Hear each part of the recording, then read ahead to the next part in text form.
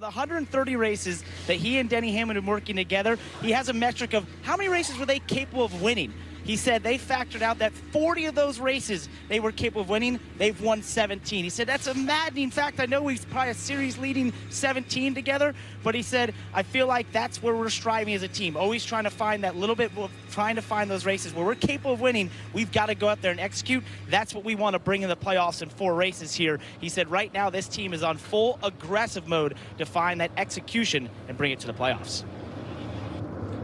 Execution is going to be key. So we talked to Brad, and he talked about this new car and the unknown, how you adjust and how you basically work on your car. But let's take a look at our Toyota virtual car, and let's talk about the aerodynamics. This is the fastest downforce track we go to. The air is going to start by going to this front splitter. You see the step. You want to push the air underneath the car. What does that do, and why do you do it? It goes along the bottom of the car. You see how smooth it is. You want to get as much air under the car and as much air across this rear diffuser as possible.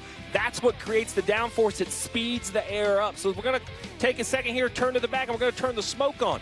Not only is that how it makes downforce, but drivers, it has changed how you have to race in traffic. When we come back to the top of the car and look at the wake, right? The old car, this wake was very big, almost like a boat, right? It was out here a little bit to the left, Junior, and even more to the right, right? With that offset tail, it was really dirty over here. You couldn't operate over here. You would never make the car turn.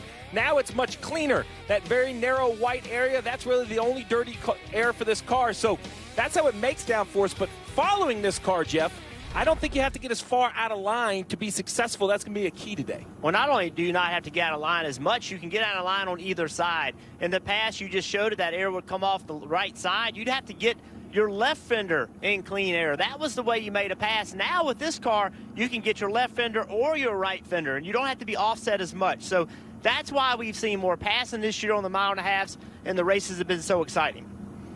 Let's take another look at the playoff standing, guys, and talk about some of the drivers obviously down there without wins that have a shot today, a legit opportunity to win this race. I think Ryan Blaney, to me, is the biggest conversation because what are they going to do? And I say that because at plus 121, I believe points can get them in the playoffs. I'm not sure we're going to see a bunch more winners.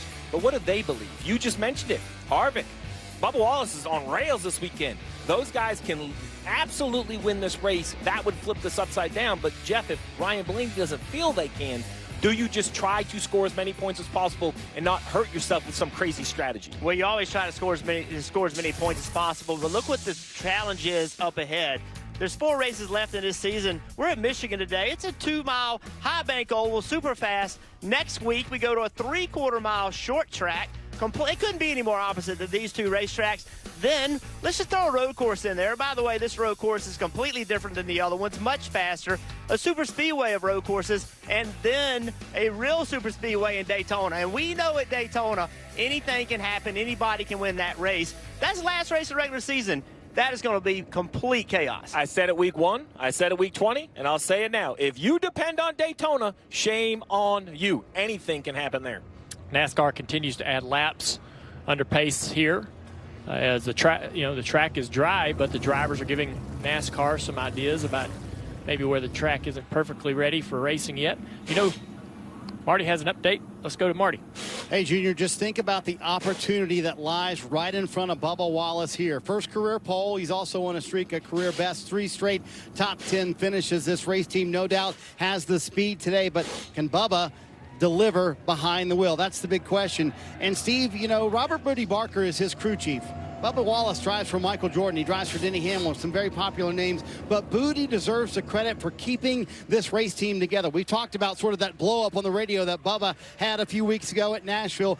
Booty had a conversation with him after that race. Not because of the blow-up. He said, I just wanted to make sure we were on the same page. His message was very simple to Bubba Wallace. I want you to know every time you climb inside that race car, I have your best interest in mind. That will never change. We want to win together, and we want to perform together. And since then, he has absolutely turned it around on the racetrack, having some incredible finishes. But can he finish the deal today? That's the big question. Well, I've known Booty for years. He actually lived with me back when we were just young 20-year-olds in the NASCAR circuit. He was Jeff Gordon's shock guy. That's kind of where Booty found his footprint in NASCAR. Is he is a shock guy. He understands the suspension better than anyone, and it's his demeanor. He's a Virginia guy like yourself. he has that little bit of southern drawl, but that patience and that calming voice. And everything I've heard from the pit box coming back to Bubba is a reassurance that they believe in him. I like what Booty has done. I think he's taken the reins of this team and taken a little pressure, if possible, off Bubba as the driver.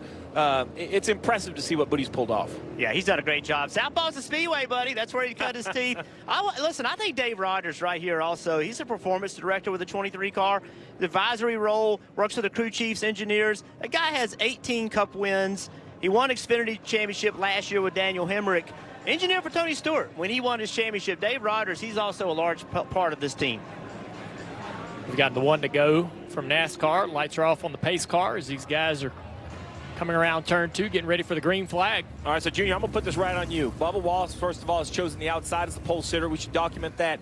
All right, as a crew chief, I'm always nervous. If I'm Booty, we've worked so hard to win the pole and have this track position.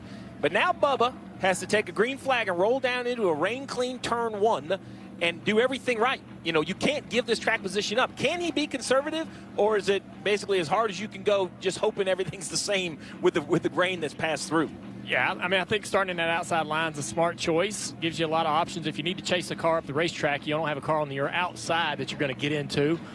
So he has a little bit of room there, forgiveness, if he has an issue. So I think you just try to, keep track position. You can give up a few spots trying to be conservative if you want, but don't lose too much track position getting dirty air. As we ride along with the Coca-Cola pace car cam here, the cars come around turns 3 and 4. I love this look. You can almost see the pressure through the windshield growing as they come around. Had a little bit of a delay for weather, but the track is dry. Pace car getting ready to head on the pit road. This pace car dives on the pit road. 400 miles and 200 laps here at Michigan. The starter taps the back of the official starter, and they have waved the green flag. We're underway.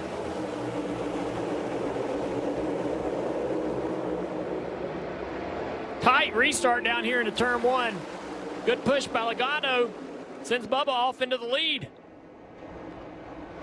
Logano trying to get the outside of that 20 car. Looking at 3 wide, possibly down the back straightaway for second.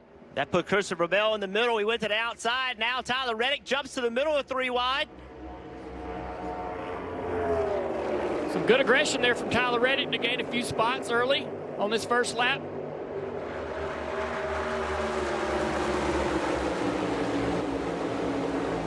Up to 3rd position.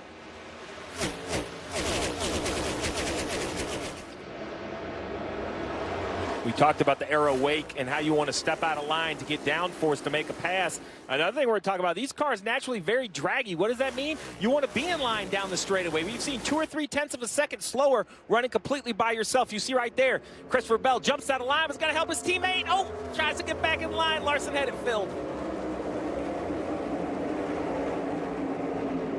Kyle Busch can't clear the 8. In turns 3 and 4, Reddick still on that outside down the front straightaway. Will that momentum help him take that position back? Yes, we're going to see some